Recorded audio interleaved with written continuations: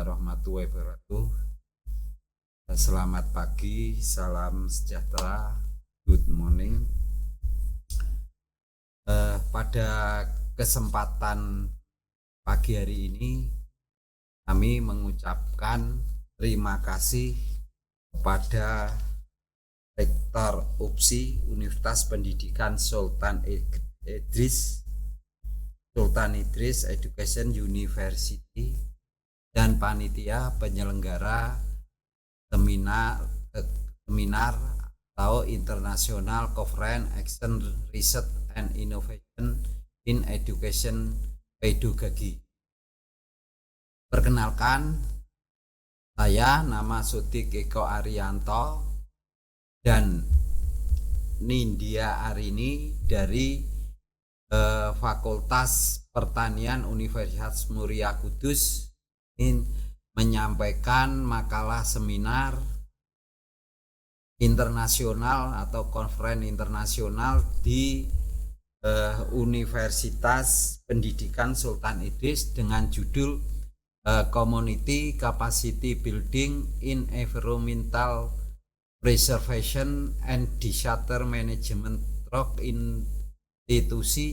Institutional Strengthening Education. Ya, pendahuluan kami sampaikan bahwa pengertian dari bencana adalah peristiwa atau serangkaian peristiwa yang mengancam dan mengganggu kehidupan masyarakat yang disebabkan oleh faktor alam dan atau faktor non alam maupun manusia sehingga mengakibatkan timbulnya korban jiwa manusia, kerusakan lingkungan, kerugian harta benda, dan dampak psikologis. Ini sesuai dengan Undang-Undang Nomor 24 Tahun 2027 Republik Indonesia. Latar belakang yang mengangkat penelitian ini adalah karena kerusakan lingkungan. Lokasi penelitiannya ini ada di Kabupaten Pati atau Pati Regensi. Ini yang melatar belakangi kami mengangkat masalah ini adalah penyebab kerusakan lingkungan dan bencana di Kabupaten Pati ini disebabkan oleh beberapa hal ulah manusia. Yang pertama adalah penambangan liar, perambahan hutan, pembuangan sampah di sungai, pendangkalan sungai, dan curah hujan.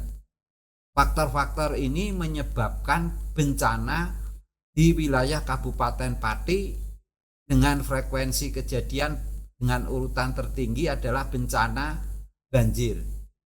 Bencana banjir ini satu tahun bisa sampai belasan kali. Terus disebabkan adanya juga bencana tanah longsor dan puting beliung. Kalau puting beliung ini akibat curah hujan yang tidak normal. Kalau longsor lebih dominan disebabkan juga curah hujan. Letak geografis Kabupaten Pati itu berada di Das Juana. Das Juana ini mempunyai luasan lebih dari 130.391 hektar yang terdiri dari 6 subdas. Das Juana itu meliputi 5 wilayah, yaitu di Kabupaten Pati, Kudus, Blora, Grobogan, dan Jepara. Dari 5 wilayah ini prosentase tertinggi itu ada di Kabupaten Pati, yaitu dengan luas wilayah 97.673,67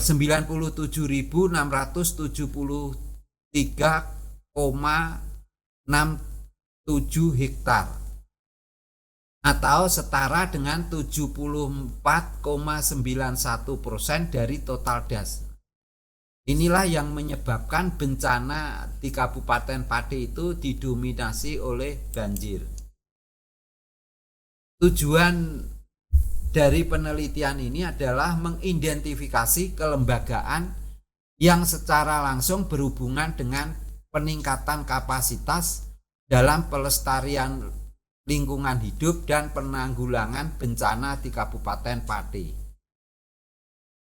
Yang kedua adalah pembentukan lembaga berdasarkan fungsi, sehingga input dan output pelestarian lingkungan hidup dan penanggulangan bencana di Kabupaten Pati. Mendorong peran pemerintah yang lebih luas sebagai supporting system pelestarian lingkungan hidup dan penanggulangan bencana di Kabupaten Pati. Metode penelitian yang digunakan adalah metode survei, pengolahan data deskriptif, kuantitatif, dan kualitatif. Teknik pengumpulan data dilakukan melalui wawancara, penyebaran dan pengisian kuesioner, observasi, dan studi dokumentasi. Data kuantitatif hasil kuesioner dianalisis dengan metode scoring. Hasil dan pembahasan. Temuan di lokasi penelitian dilakukan pemetaan kondisi sosial, ekonomi, dan budaya masyarakat lokal atau community lokal yang dikategorisasi dan diklasifikasi ke dalam elemen-elemen model.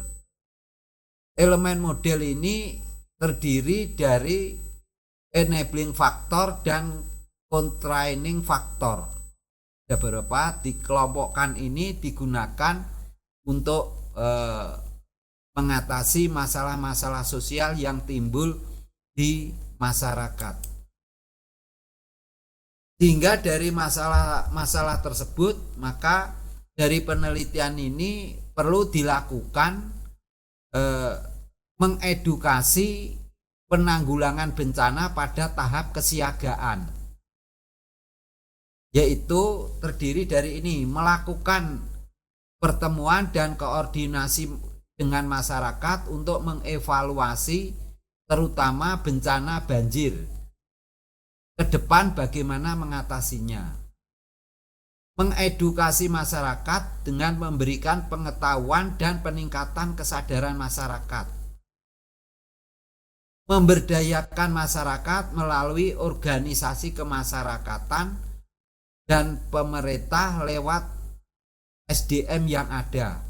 Organisasi yang ada di masyarakat, misalkan koperasi, Karang Taruna, kelompok-kelompok pengajian. Selanjutnya diperlukan adanya kampanye keterlibatan masyarakat dan pertolongan diri sendiri. Jadi ada pelatihan, ada edukasi bagaimana menyelamatkan diri sendiri saat terjadi bencana. Selanjutnya membuat sistem peringatan dini. Ini memanfaatkan kearifan lokal, bisa berupa sirene, bisa berupa pengeras suara, bisa berupa kentongan di ronda-ronda. Lalu selanjutnya pelatihan dan pendidikan kepada masyarakat tentang dampak yang timbul akibat bencana, terutama saat menghadapi bencana banjir. Lalu menyiapkan tempat pengungsian, menyiapkan proses pengungsian melalui pembuatan jalur evakuasi, simulasi evakuasi, dan pembentukan tim pencarian dan evakuasi. Sehingga ini masyarakat perlu dididik dan dilatih untuk siap siaga terhadap bencana alam, terutama bencana banjir, karena yang sering terjadi di Pati adalah bencana banjir. Lalu ada edukasi penanggulangan bencana pada tahap sebelum bencana terjadi. Perlu edukasi tidak membuang sampah sembarangan, membuat drainasi yang baik, lalu bisa membuat lubang pori atau lubang resapan, membuat tempat penyerapan dengan membuat lubang pori, membersihkan sungai dan selokan secara rutin atau secara teratur, memindahkan bangunan konstruksi yang berada pada jalur banjir, melakukan koordinasi dengan wilayah sekitar untuk merencanakan dan tindakan yang diperlukan dalam menanggulangi banjir. Selanjutnya adalah melakukan penghijauan pada area kosong sehingga dapat berfungsi sebagai hutan buatan. Lalu melakukan edukasi penanggulangan bencana pada tahap bencana terjadi.